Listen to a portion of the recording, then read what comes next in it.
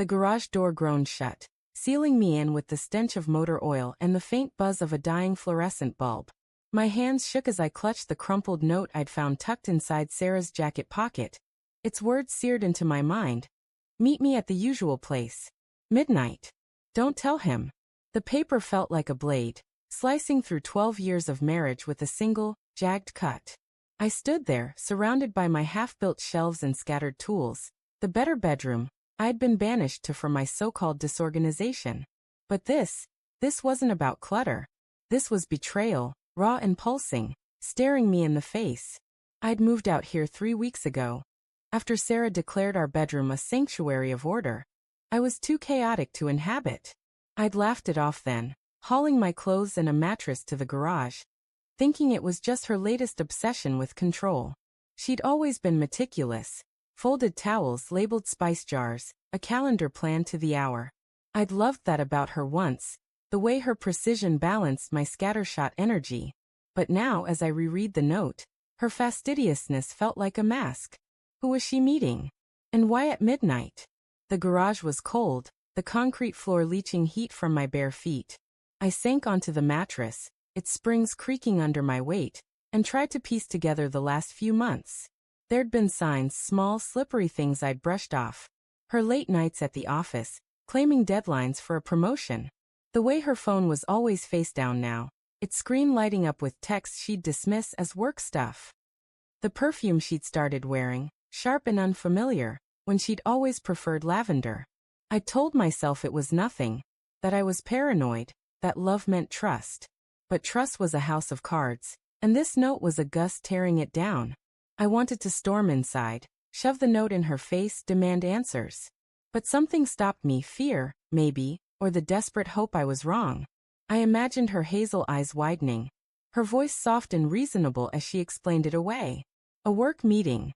A friend in crisis. Anything but what my gut screamed. Instead, I paced the garage, the bulb flickering like my thoughts. The shelves I'd been building loomed half-finished, a monument to my exile. I'd poured hours into them, thinking I was proving something to her, making a space she'd approve of. Now they felt like a fool's errand. The house was quiet when I slipped inside, the clock ticking toward 11 p.m. Sarah was in the shower, the hiss of water muffled behind the bathroom door. Her jacket hung on the kitchen chair, innocent as ever, but I couldn't unsee the note. I checked her phone, left carelessly on the counter. A rare lapse in her vigilance. The lock screen glowed. No password. My heart pounded as I scrolled through her messages. Most were mundane: work, her sister, a group chat about book club. But then, a contact labeled M. Can't wait to see you. Same spot. Be careful. My stomach twisted. I clicked further, but the thread was sparse, as if she'd deleted most of it. Careful. That word burned. I heard the shower stop and set the phone down, my pulse racing. Sarah emerged, wrapped in a towel, her wet hair clinging to her shoulders.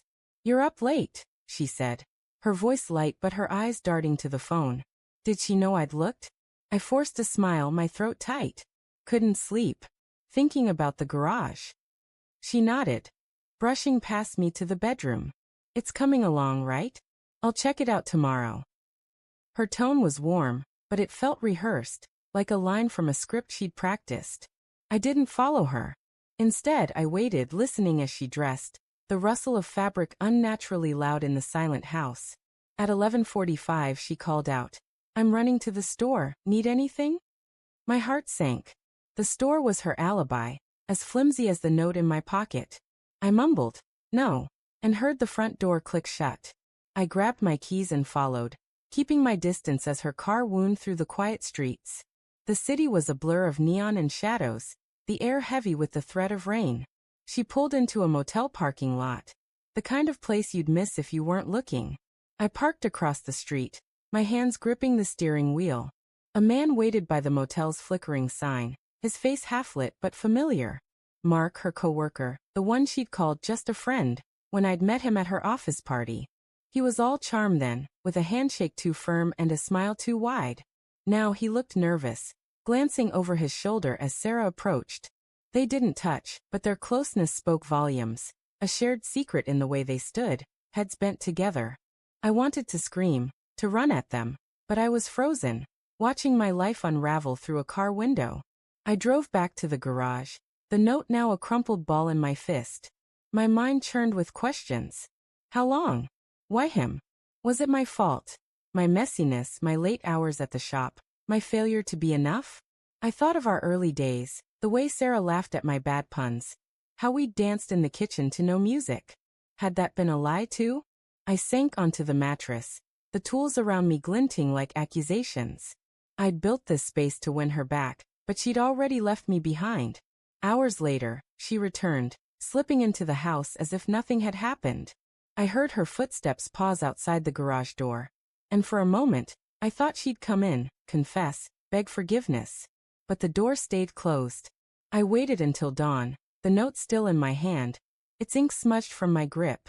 Then I made a choice. Not to confront her, not yet. I'd build the shelves, finish the garage, make it perfect. Not for her, but for me. A place to rebuild myself, piece by piece, until I could face the truth.